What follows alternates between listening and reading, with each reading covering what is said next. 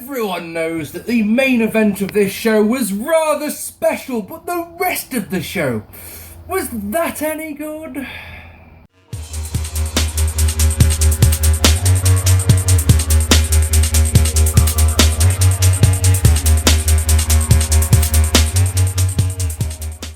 Hello ladies and gentlemen and welcome to this. It's another episode of that thing that you watch from time to time.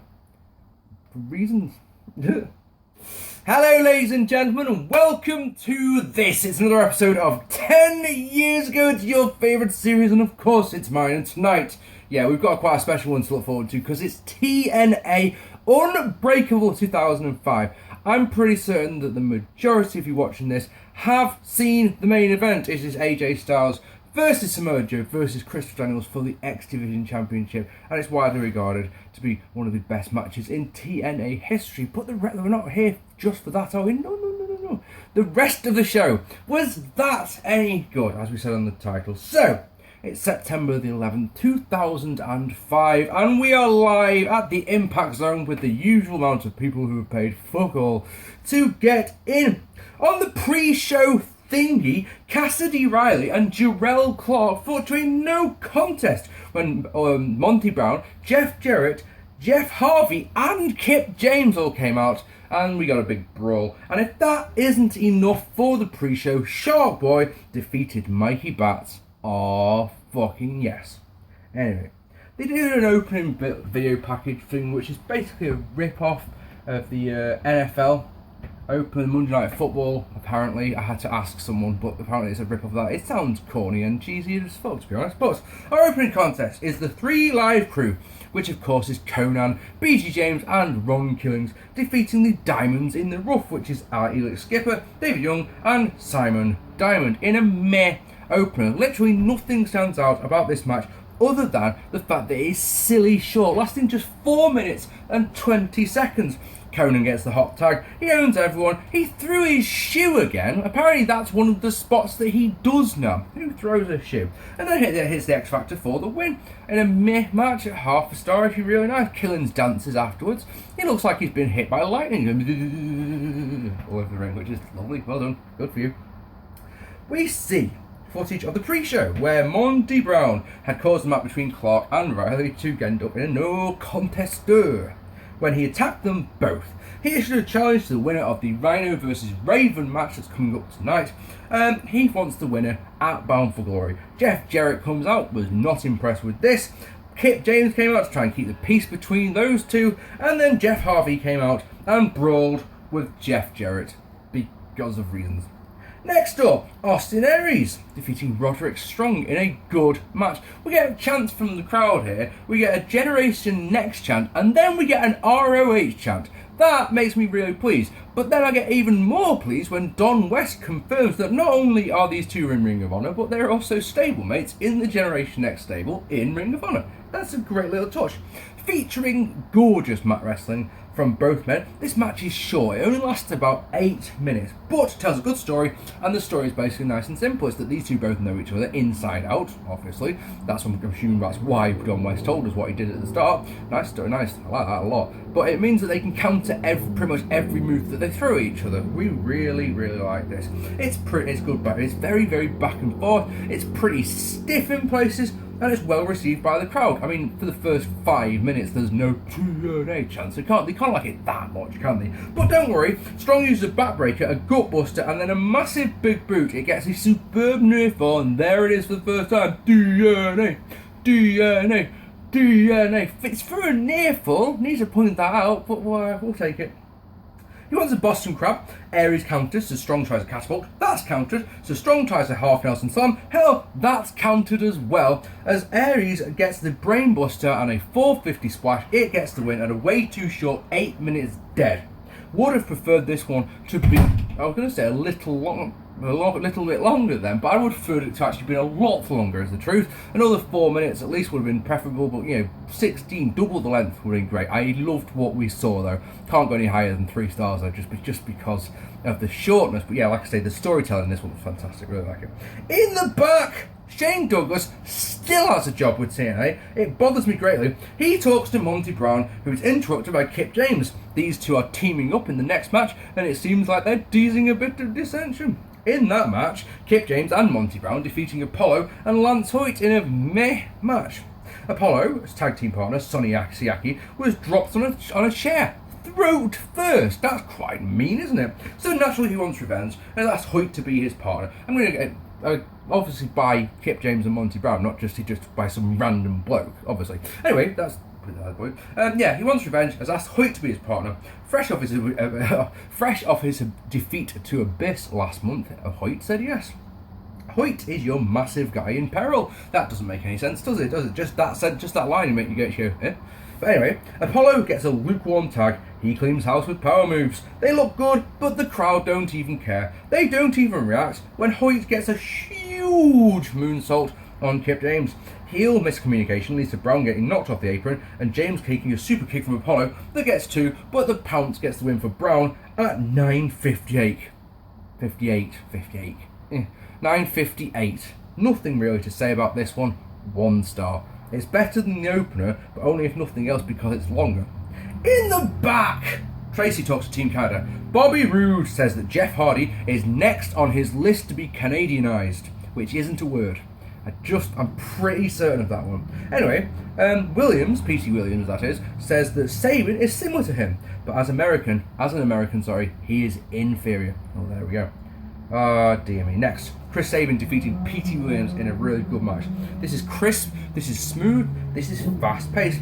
This match is everything that you would hope for from these two men. How's that one sound? Sabin hits a Rana on the outside. It doesn't get a TNA chant from this weird crowd.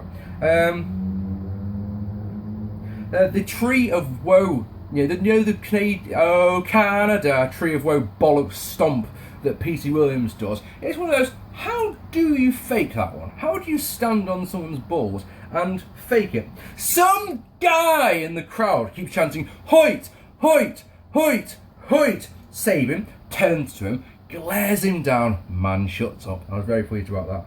Match is very, very back and forth, just like Aries versus Strong earlier on. Highlights including a really good fisherman's bust by Sabin, a nice sequence where a Canadian destroyer is countered, so Williams rolls through a cradle into a sharpshooter, something like that. So not stunning tornado DDT, gets 2 for Sabin. There's a great flipping face buster by Sabin, a buckle bomb by Sabin. He rams the head of Williams into the turnbuckle, so Williams rapes the eyes to escape. This means that Sabin can't see, so he naturally picks up the referee and starts trying to do the cradle shock. But the referee escapes. A third Canadian destroyer attempt is turned into the cradle shock, though that gets the win at 12 minutes and 34 seconds. 3.5 stars. Better match than AJ Styles. It's AJ Styles. I'm an idiot. That's the main event. Better match than Aries versus Strong, as it was a touch longer, had a better finishing sequence in my opinion. Of course, I thought that the previous one told a better story, so it swings and roundabouts, it really is. After the match, Matt Bentley hits Sabin with a super kick. The fans boo him until he says that he has re-signed with TNA, because wasn't aware he'd gone anywhere, but anyway, he says that at Bound for Glory, there will be an Ultimate X match. Hooray! Go the fans for this guy that they've just been booing. And then, to get in the boo again, he hits a super kick on Big Bad Heel Petey Williams. So I'm not no, that's for booing, to cheer, I don't know. To get some sort of reaction out of this crowd, he does that. So he went from heel to face, I guess, in 30 seconds. I don't know. I really don't know. No TNA chant though. Disappointing.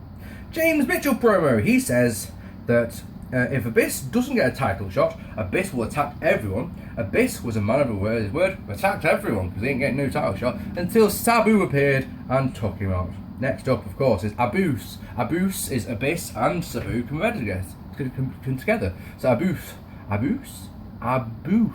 Abyss. I'm such a shitty video maker, but you watch me, so more fool you.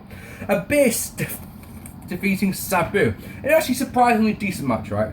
Mitchell cuts another promo, this one in the ring. He makes this, check this out guys, it's important. He makes this a no disqualification match, right?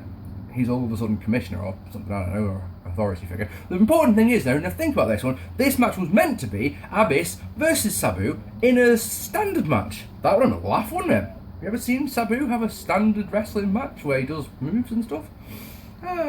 Speaking of moves, there's a wrestling move at the very start of this match. There's a belly-to-belly suplex by Abyss. Don't worry though, folks, it's a one-off, as the fans give Sabu a chair, which he uses. He then clotheslined Abyss to the outside. TNA, TNA, TNA for a clothesline to the outside. Why the fuck not?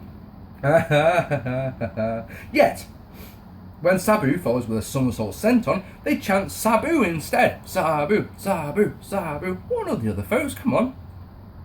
Sabu gets a sweet tornado DDT. TNA, TNA.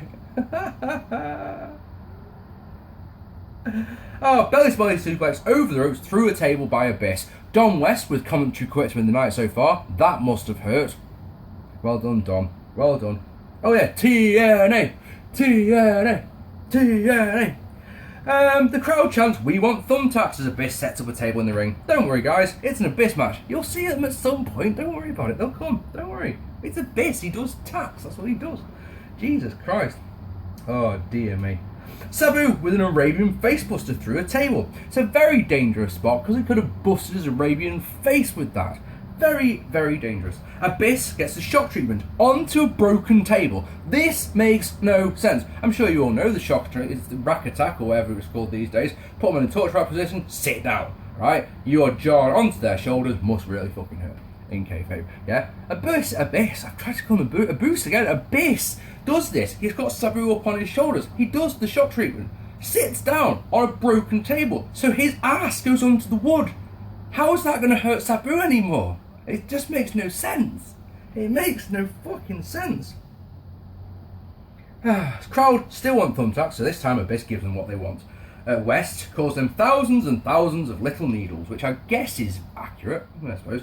Remember my theory about Abyss and his weapons, though? You've all heard this one, I'm sure, but just for those one person out there who hasn't and is new to my videos, my theory is that every time Abyss gets a weapon out, be it a table, be it a chain, a sledgehammer, and 9 times out of 10 his own thumbtacks, he will get driven onto them. So if he sets up a table, he'll go through the table. If he gets a chain out, he'll get clocked with his own chain. And like I say, the one that bothers me the most is the thumbtacks. Every time he seems to get thumbtacks out, he gets driven onto his own thumbtacks. But this time, no, believe it or not, the thumbtacks are all spread out. Sabu goes for a tornado DDT that Abyss turns in midair into a fucking black hole slam onto the tacks, which gets the win for Abyss at 11 minutes and 30 seconds. Now I know what you're thinking. I know it, Mark. You fucking hate hardcore matches, but it sounds like you quite enjoyed this one. Truth of the matter is, for some reason, I did. Even though it is the usual case of no psychology whatsoever and virtually no selling, the moves that they did made me pop. So, you know, I kind of enjoyed this one. Also, Sabu didn't botch anything. The crowd gave us the TNA chance and it was decent length, and 3 stars. I'm actually quite happy to go with, believe it or not. I know, I was as impressed as you were. In the back, Shane fucking Douglas talks to Alex Shelley, his tag team partner, is meant to be Sean Waltman, but it would appear that Sean Waltman isn't here. Whatever will they do? He just plans to go for him. Next, Bobby Roode defeating Jeff Hardy in a rubbish match.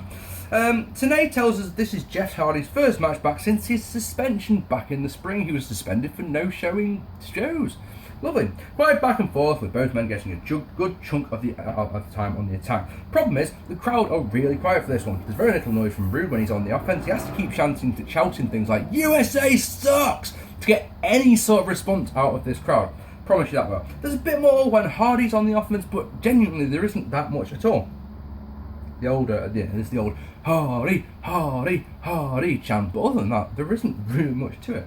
There's no puts and moves there here, for example. That's what I'm saying. Petey Williams came out to attack Hardy with his hockey stick, leaving Jeff wide open to a huge superplex for 2. Twist of Fate looks Roode on the outside, suggests it's a crossbody onto both members of Team Canada, to no reaction whatsoever. Jeff Jarrett comes out and attacks with the hockey stick. He rolls Hardy into the ring so Bobby Roode can get the pin. I suppose the finish makes sense after especially what happened on the pre-show, but at the same time it's just one of those meh matches. It just didn't work for me whatsoever. Next, the Naturals, which of course is Andy Douglas and Chase Stevens, defeating A1 and Eric Young. America's Most Wanted, which is Chris Harrison, James Storm, and Alex Shelley in an elimination match to retain, the tag team titles. So yeah, Alex Shelley's tag team partner is meant to be Sean Waltman. They have been tagging together for the last couple of weeks, but he's legit no-showed, so Shelley is going to go on him. This match is billed as the finals of the Chris Candido Memorial Tag Team Classic thing. Candido's family are shown at ringside. The match graphic for Shelley has Waltman's name on it as he makes his way to the ring, but as I say, no Waltman. A thought occurs to me as I'm scrolling down. Would it have been really that much effort to remove the word Sean Waltman off that graphic, or is it just one of those, it's done, fuck, I can't be arsed, we've got other things to worry about? Is it one of those? I'm being facetious, of course. It's one of those, they hoped he'd turn up, whatever. Anyway, whatever. Shelley gets owned, as he has no one to tag him. So he does manage a Bulldog DDT combination, but then Jonny Candido gets on the fucking apron and wants the tag. So, Shelley obliges. Candido cleans house until Eric Young, goes low, and he's rolled up and eliminated, which surely can't work. It just doesn't, he's not in the match, he's a fan. It suggests that I, if I so chose, could get in the match, if I wanted to, if I was there at the time. Is that allowed in TNA? Is this something that is regularly happening? I don't know. I just don't know. Douglas is your natural in peril. Hell, even Jimmy Hart gets some beats. Luke 1 tags to Stevens, all good until A1 gets a massive powerbomb, so now Stevens is your natural in peril. He gets a beat down, until the team Canada go for a doomsday device. Young goes up top, but Jimmy Hart gets his revenge and crotches him. This allows the Naturals to hit a natural disaster on A1 to get the win at 18:01. That's interesting. Oh, do you see what I've done there? I've missed an entire paragraph. Sometimes I go, this is a nation match, and someone's not been eliminated there. Next up, James Storm is your redneck in peril until he can get a mild tag to Harris, who cleans house when he lets Young go up for a brainbuster. A1 attacks him with a hockey stick, meaning that Young can cradle him to eliminate him. The referee was busy with the Naturals, if you're wondering, and now insert that other paragraph and you're laughing, aren't you? Yes, way too long in my opinion, and I think the crowd agreed as they were oddly quiet for the 18 minutes, the majority of the 18 minutes that this one goes. The two hot dogs went down, they didn't care for either of them, so it says a lot really, doesn't it? In-ring action was good though. Next, I'm so glad they put this match here as Raven defeating Rhino in an Raven's rules match, sorry, obviously it's not going to be a normal match, is it? Fuck's sake. To retain the NWA TNA Championship. Rhino pinned Raven last month in the tag match at Sacrifice. I'm watching this with my old friend Danny Ace, as I seem to tend to do with the TNA shows, and he quips that there better be a trolley in this one. And that reference is quite brilliant match they had at Backlash 2001. Raven doesn't disappoint me. He brings his bag of tricks to the ring in a trolley. Hooray, that's all good. So, can you have a guess how this one goes? If you're saying weapon shots out there at home, you're probably right. Oh yeah, bang on! Shots with a crutch, choking with a nunchuck, trash can shots, kendo stick shots, and of course, shots with a beer keg, because why the fuck not? How does that sound? The crowd are interested for the most part. They pop for when Raven gets out a pizza cutter, for example. They say pop, they start chanting, "We want pizza," while Raven is using the pizza cutter to bust Rhino open, but we want pizza is something, I suppose.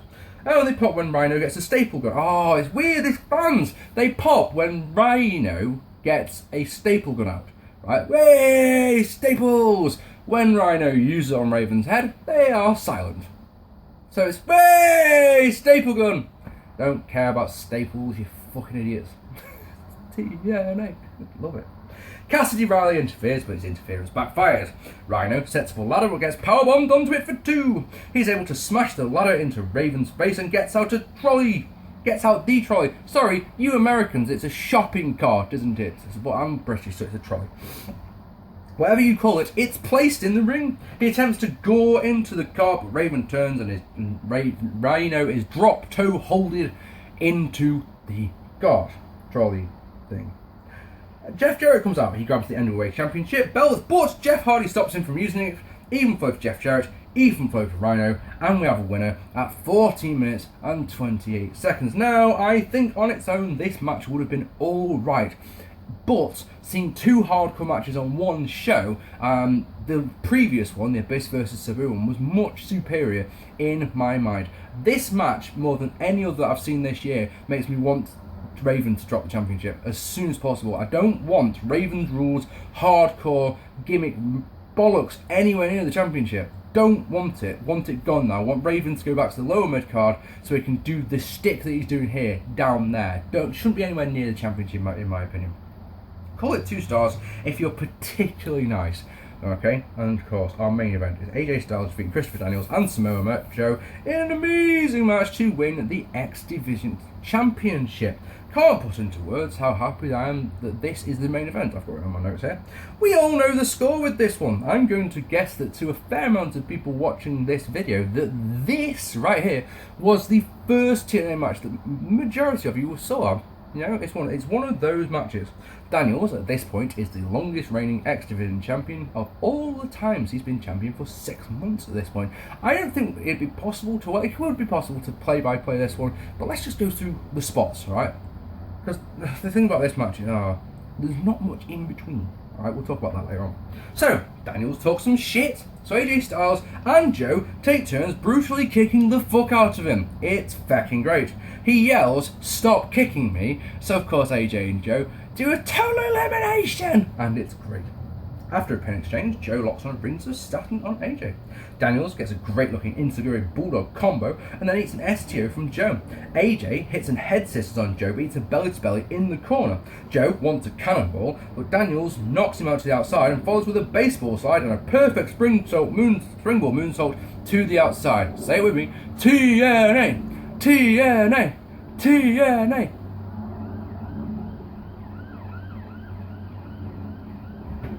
It's the main event. You could have waited 5 minutes, couldn't you? Hey! Ignore that noise. No bollocks, I want to get the bit finished. So, AJ follows with a springboard shooting star press onto the 2 men. Holy shit! Holy shit! AJ gets a 2 off a perfect dropkick. Daniels hits him with a monkey flip, but in an incredible moment, while he's being monkey flipped, he turns in midair, up onto Joe's shoulders, does a Rana. Stunning spot. TNA! TNA! TNA! Now if you also chant TNA for someone getting clotheslined to the outside, why do you chant it for something as good as this? Weird people. After a great exchange with Daniels, Joe gets the clutch locked on, so naturally AJ breaks it with a spiral tap. Oh yeah, no TNA chant for that one though. Of course, Daniels with the best moonsault ever. AJ counters it and Daniels ends up in a tree of woe. AJ kicks him in the chest various times and then Joe comes in and kicks AJ in the face with an Insiguri because he can. And then, because Daniels of course is still in the tree of woe, hits a double drop kick to the face of Daniels. This is awesome. Shut up. Not yet. Don't chant it yet. Joe hits an inverted atomic drop, a hard clothesline, and a senton splash for 2, but Death Valley driver on Joe by Daniels. There he gets 2 though. AJ and Daniels take turns doing risky high risk moves on the outside. Both do stuff off the apron, both men land on their feet, but then Joe comes along, hitting a footing spinning plancher onto the pair of them. Holy shit! Holy shit! Holy shit! Daniels counters the muscle buster. AJ goes up top, but Joe then back body drops the pair of them off the top rope. TNA! TNA! TNA!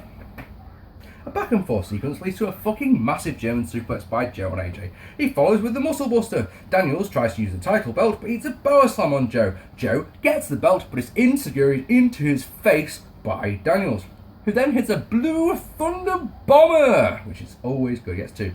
Rock bottom, or Urinagi, whatever you want to call it, and the best moonsault ever by Daniels, get 2.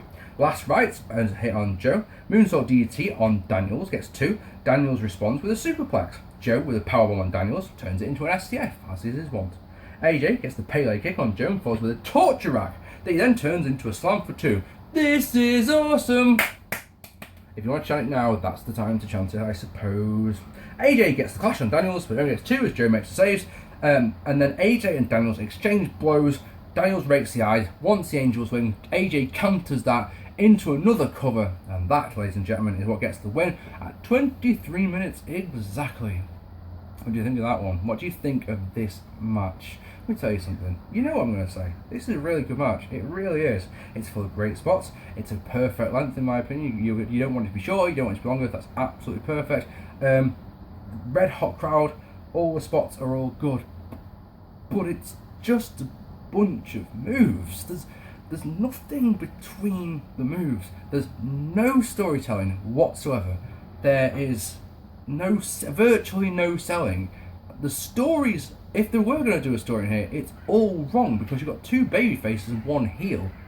It's one of those. I'm going to go 4 stars. Danny Ace gave it 4.5. If you want to go the full beans, please do so. I can understand where you're coming from. But as someone who likes drama and storytelling and selling and all that jazz, this match hasn't got any of it. So it's just reliant on the spot. My initial reaction was a 3.5. Genuinely. And I'm starting to think to myself, I'll get fucking lynched if I give it that. So many people are looking forward to this review for this match, and it's one of those, oh god, I'm damned if I do, I'm damned if I don't sort of thing, aren't I? In my opinion, this is a 4-star match. Alright, ladies and gentlemen, featuring 4 matches that are 3 stars or higher, this is another good show in a string of good shows that TNA has put on. 3 straight shows that have been 7.5 or higher, if I remember rightly. Yeah, I'm pretty certain that you guys will rate that main event higher, and there probably are matches on this show that you guys rate higher than me. I'm pretty certain that Raven vs Rhino will get higher ratings from you guys than it did from me, so you may want to go higher than the 8 out of 10 that I have happily given this show. If you want to go 9, I suppose it would make sense. It's a genuinely enjoyable watch. Give it a watch, you will not be disappointed. Ladies and gentlemen, what did you think of TNA Unbreakable 2005? I would love to know what you thought down below. Leave me a lovely comment. Follow me on Twitter, check out me out on Facebook and all that jazz. I've been Marc P. Like I say one more time, thank you so much for watching, and goodbye.